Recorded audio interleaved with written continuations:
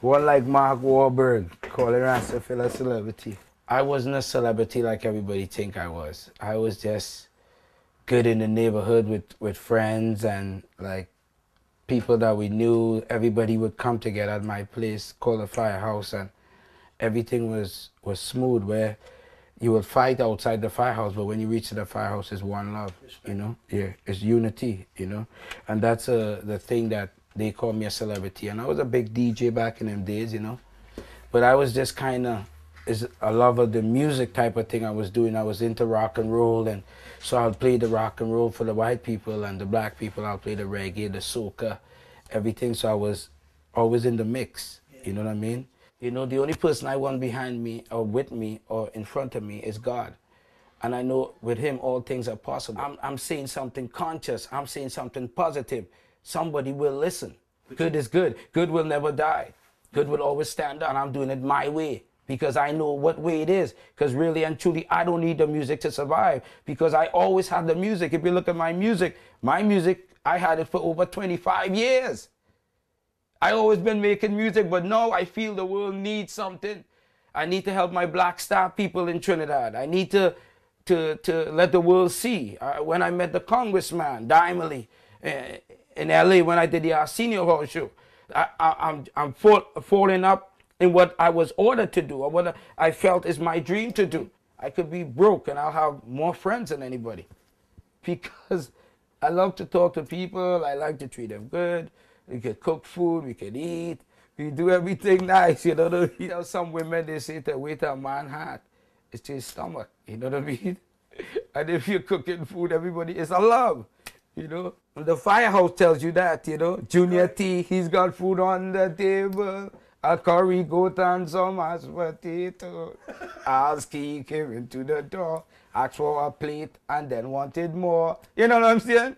Then he hit the pool table with a plate of curry goat and mashed potatoes. Girl, he's sweating, looking for a space. They know the north side's in the place. Donny D and the Puff Production. Marky Mark and the Funky Bunchan. Adonis in the house go rocking the stage. Hold on. The whole Boston posse's in the place. After hours know what I'm talking about. Nightfall we hit the Firehouse. Enough respect. Enough respect. When you hit your heart, say it's enough respect to the Firehouse. Firehouse is where we all came. All the celebrities from Bobby Brown to Ralph Tresvant to, you think about it, from Boston, they all been there. You know what I mean? New Kids on the Block, the Perfect Gentleman, there was Homework, there was all kinds of bands like coming out of their 3D Posse, there was lots of bands, you know what I'm saying? But now, now I put the album back together, everybody's surfacing. Alice Key called me the other day. Leo, this guy, that guy. The whole album is just like a reunion. It's bringing everybody back together. And this album must be heard. It must be, you know, it has to get out there. Out of a lot of these people, I was one of the guys who sang at the church. I was a very strong singer. My mother dressed me in a jacket and tie, and you know, I used to represent Woodbrook Seventh-day Adventist Church in Trinidad and Tobago. Yeah, in my home. And I used to be the little guy who would bring all the people into the church, all the young guys.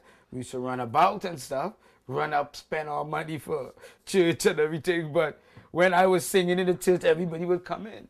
And that voice, I don't know, my mother always say, you lost that voice, Phil. Where's that voice at, you know? And sometimes it tends to come out of me, you know, when you're like in a good mood and a good time. That's why I like to be more mellow too when I do the music and stuff. It has to be a good vibe, you know. No, I don't believe in the cursing. You know, the Bible tells you thou shalt not swear and these things, you know. So, and my mother just gave me a present, the 10 Commandments, Virgin. If you see, I have a book upstairs over my bed, 10 Commandments, you know. So I know when my mother gave me them things, it's to remember. Phil, you know what I mean? Pull up, like when the music, you know. Let's go. She was my big teacher. I didn't went to no like school or nothing. My mother's who trained me, all my producers, all my friends and everybody who worked on the album with me, you know what I mean? If you notice, there's a congressman on there and and there's Mark Wahlberg, and there's Eric Weinstein, and there's a whole lot of people. And then in here, you'll see that I have 24 nieces and nephews, you know, so my family's busy.